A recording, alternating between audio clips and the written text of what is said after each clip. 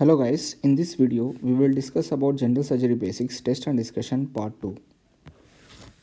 So let us discuss about the first question. A 22-year-old came with traumatic wound. You examined the patient and found laceration of size 4 cm in length and it is a clean wound. What should be your plan for suturing of the wound? So guys, this question is based on the concept.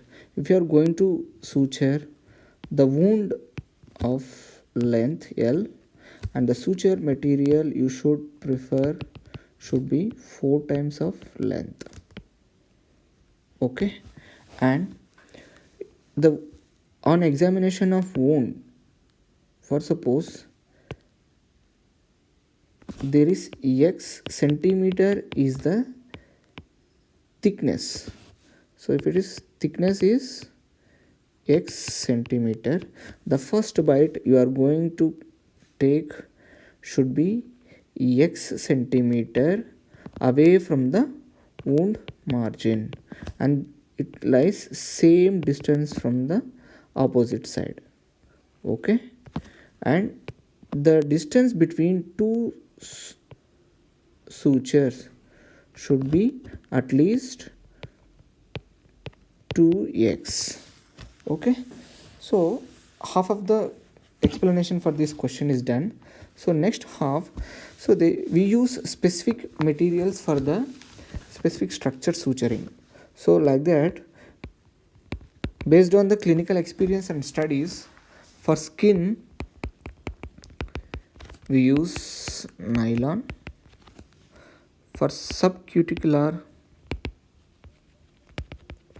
we use monocryl, for subcutaneous suturing we use vicryl or monocryl. If you are going to suture muscles we use vicryl.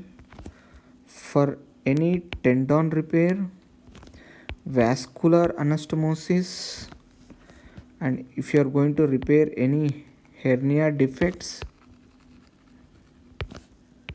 we should always prefer Prolene, okay. So for bowel anastomosis nowadays we are preferring PDS, and this question is asked many times in previous AIMS entrance, okay. So nowadays remember catgut and silk are very less used, okay. So coming back to the question, 100% of you answered very nice correctly. Use nylon and at least 16 centimeter in length. This is the correct option. Rest of the things are wrong options, okay. Coming to the second question, in an open appendectomy case had fecalith spillage at the skin wound. While retrieving the specimen, while closure, skin was left opened for suturing later. After 4 days, you ensured no infective foci is there and sutured. What type of wound healing it is? So, while suturing, you should always 3 questions, okay. First, ask about is there any adequate blood supply or not, okay. Is there any infection or risk of infection, okay. Is there wound margin everted or not, okay. These are the 3 basic things you should look after while suturing. So, and again, based on wound healing type, we classify them into 3 types. So, first by primary intention. In these wounds, we do suturing on spot,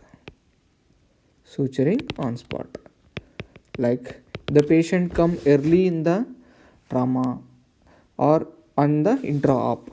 Okay, if we do this for clean wounds, okay, clean wounds, example, suturing intraoperatively. Subjectively, there should not be any infective focus. Okay, second thing is secondary intention. For suppose if there is any infection is there already, so such type of wounds we should not suture. So if there is infected slough walls, you should always avoid suturing. Okay, and these sutures, once infection is controlled,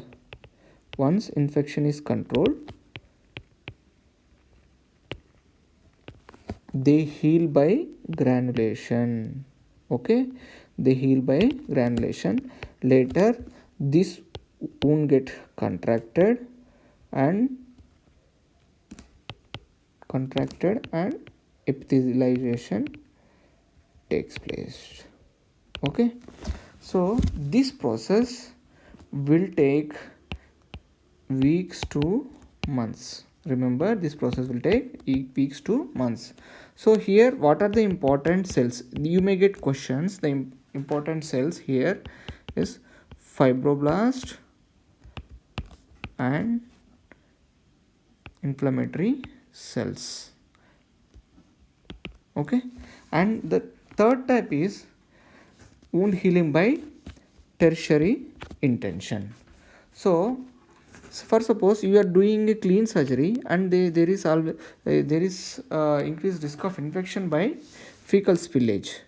Okay, is there any increased risk of infection? So we avoid suturing on spot. Okay, suturing on spot. So here, once the infection is ruled out, then we will do suturing delayed. Okay, delayed suturing we do, and this is called the tertiary intention. So one more example for this is skin grafting. Skin grafting also comes under tertiary intention. So in the question, what they have given, they had given fecal spillage. So fecal spillage, it carries a risk of infection. So we should avoid suturing in these cases. So settlement of infection will take at least 3 to 4 days. So here in this question, after 4 days you have ensured no infective foci. Okay, you have ensured no infective foci and sutured. What type of wound healing it is? So the answer is wound healing by tertiary intention. So answer is tertiary intention. So primary intention already we seen, we do it in on spot in the clean wounds. Secondary intention, we never suture. Okay, that is the important difference. Tertiary intention, instantly we don't do suturing and we will allow the if the mild infection is there to settle down or ensure there is no infective focus to disturb the wound healing, and then later we will do suturing. And there is no term called delayed secondary intention. There is no terminology like this in wound healing. Okay, this concept is given in Bailey. Please refer Bailey 27th or 28th edition. Okay, so coming to the next question, you are doing vascular anastomosis, which suture material you will use? So we already discussed, for vascular anastomosis we use Prolene. So in vascular anastomosis, we need watertight, okay, watertight and less traumatic suturing, less traumatic suturing. So often we use grafts while doing the vascular anastomosis. So the suture material should be non-absorbable. Okay, suture should be non-absorbable. Okay, so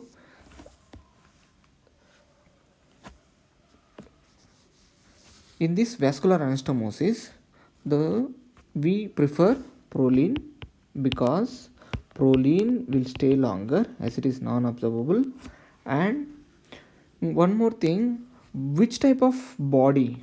So if the tip of the needle, if you see, if it is a round shape, then it will cause less traumatic, okay, less trauma to the structure it pierces. If it is cutting type, either it is cutting type, tip is cutting type, more trauma. Okay, so we already discussed while doing vascular anastomosis there should be less trauma. Okay, so coming to the options, so we for vascular anastomosis, so first option is round bodied vicryl and minimum 3 throws while knotting.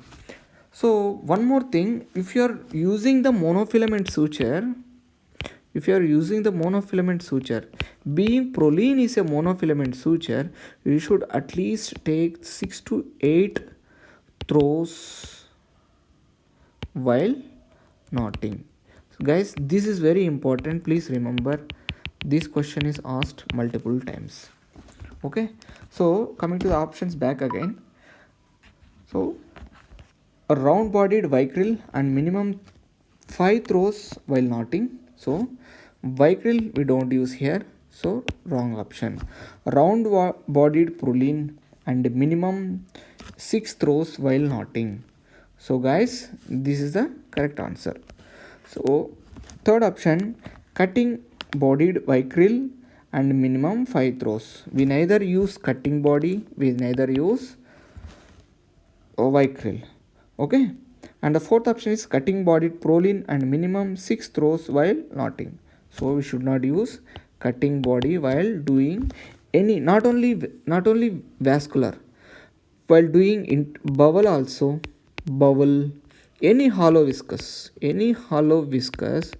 we should always use, for any hollow viscous we should always use round body. So because round body will cause less trauma. Okay, coming to the next question, a 12-year-old cyclist had avulsion